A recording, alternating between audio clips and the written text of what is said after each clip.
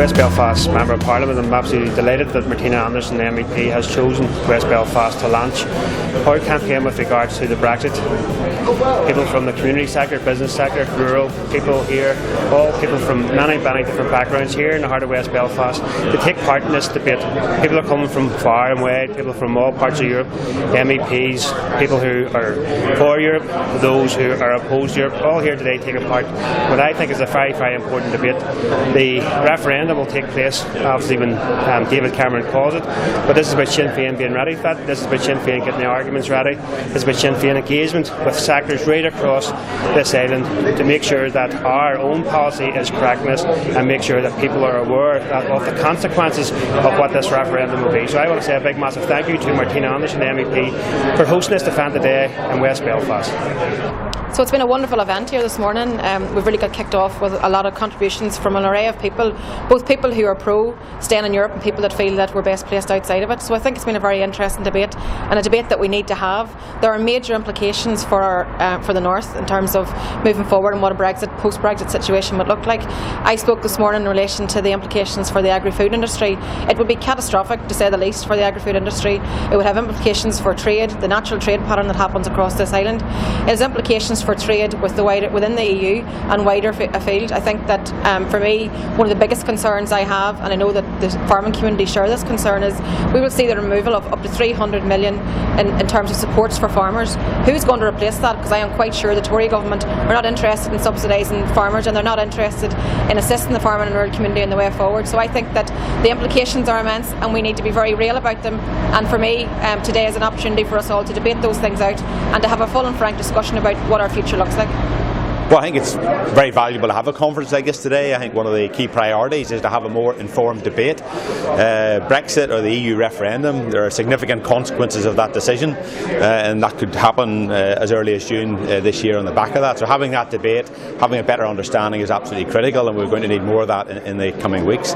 I think the message from business is we have done a lot of assessments of the alternatives. Europe is far from perfect. The majority of our members across the UK and a larger majority in Northern Ireland believe we need to be in the EU, but we need to see some reforms coming through, and I took the opportunity today to highlight that. But Northern Ireland trade, we trade something like 57% of Northern Ireland manufactured goods go into the rest of Europe, much more than the rest of the UK. Clearly we have a cross-border issue here. We're more reliant on bringing in foreign direct investment. They want to access a market of 500 million on the back of that. So all those things could potentially be put at risk. I think the message today from this morning's session was there's a massive level of uncertainty for those that are arguing what to come out of Europe. They need to identify, well, what does that look like, because that could be a lot of uncertainty, which is bad for investment and ultimately bad for jobs. Well, if there's any doubt about the serious impact on the island of Ireland of Brexit, there can be no doubt today, looking at the issues of agriculture, the economy, the issues of human rights and the Good Friday Agreement, on every single level, the Brexit would be disastrous for the island of Ireland. And I think of most profound concern, of course, is the Good Friday Agreement, which all of our people signed up to across this island. So clearly what we need to do across the island is to have our voices heard, to contribute to this debate and to build alliances across Europe and obviously within Britain to take this on.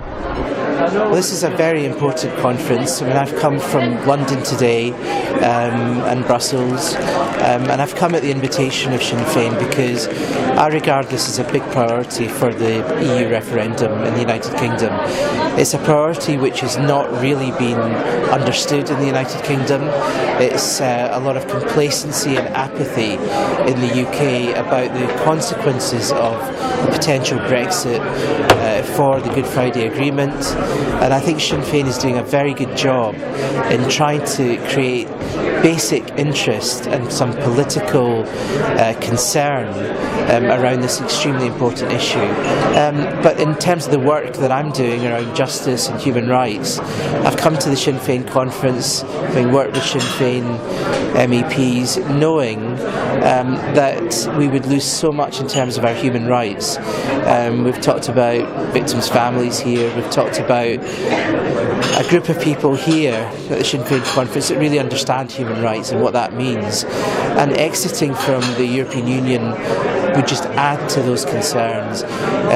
Human Rights Act is intertwined with the Good Friday Agreement, and that's my biggest concern, that people don't understand that linkage, and leaving the European Union I think is going to have big implications for the Human Rights Act. It could lead to our withdrawal from that, it could lead to a new UK Bill of Rights, and there's deep uncertainty about the future. There could be a hardening of the border, and you can see that in the way the Irish government have made representations. This is not make-believe, this is real, and we have to sort this out in the coming weeks and put it to the top of the political agenda. The families I work with who've been affected by conflict-related violations depend on the Human Rights Act to have any form of remedy at the moment. In the absence of any agreed mechanism on truth and justice, the courts are the only place where families can go to seek any sort of acknowledgement in an official capacity for what they have endured. And there are people affected by the state through all of the non-state actors as well. The fear of relatives for justice, and my own fear, if there is a Brexit, if we have an assault on the Human Rights Act, their access to that form of remedy and their access to those courts will be removed, and those families will be left in their homes without any recourse, and the compounding of trauma and the effect on their mental health and on their family is absolutely profound, and that will ripple out to the community and impact directly on our peace process. Well, I suppose the first thing is that the conference I think has been great because there hasn't been as much information out there, so this is a great way of getting information, and I assume this will be the start of a longer debate. I'm from the community and voluntary sector, I work in North Belfast, and I really don't think that people realise the potential implications of Brexit, the effect it would have, particularly in the community and voluntary sector, where for years we've been so reliant on European funding through the different funding streams. To lose that and then to have other economic sanctions put in, I think would just be a disaster for the North here in particular. The thing about European funding is it's not always the big tranches of money that make the difference. It's the small grants that go to local community organisations, local groups, and that. Where I'm working in North Belfast, it's around the whole Peace Walls programme, and we've been able to bring an awful lot of people together in that part of the city who normally wouldn't have been meeting, people from different sides of our community. And that's really down to money we get from the International Fund from Ireland, which is part of the European, and from the European structural funds. So it makes a huge difference. So that would be catastrophic. It's bad, it's hard enough. It's getting more and more difficult as the funding becomes less and less and competition goes for it. But to lose it would be a disaster for the community sector, not just in Belfast but right across the north. What the Brexit does do is it opens up the opportunity for a renewed debate on the very nature of the European Union and whether it is primarily a pro-business, pro-capital construct, or whether there's scope for fundamentally reforming the European Union or not. So the Brexit will come and go, but certainly it has given the opportunity for a more fundamental debate on the nature of the European project. I was delighted, absolutely delighted with the number of people that turned up.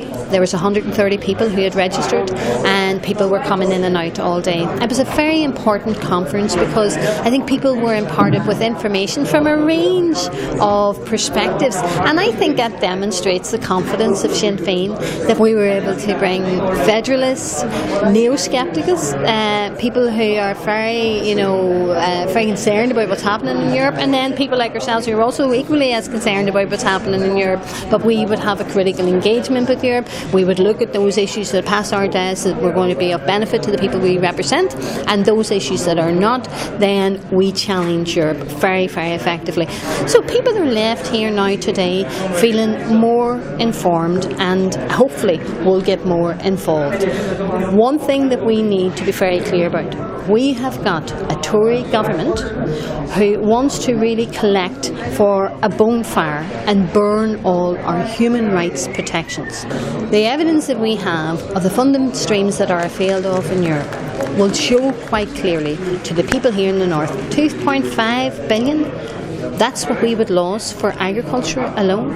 982 million is going to be lost for structural funds. Who benefits from that? Small, medium enterprises, community and voluntary sector. When we look at peace funding alone, 22,000 projects were able to avail and use that funding that was coming in and does come in from peace. And then we have people saying to us, but sure, you know, look at the contribution that the British government makes to Europe, that the UK makes a net contribution. The constituency I care about is my own. And we are net beneficiaries. We benefit most. And therefore, I just don't believe, does anybody seriously expect me, as an MEP who is watching the British government cutting the executive budget, slashing it and dashing it, that they're going to somehow bring forth to the executive the millions of European funding that we would lose? They need to get real. And you know what? The people of the North know that. The people of the North will not be fooled. And the kind of reforms that we want is to get Europe not just back to its roots, but to make sure that it's a Europe that's delivering for people and not a Europe that's delivering for profits.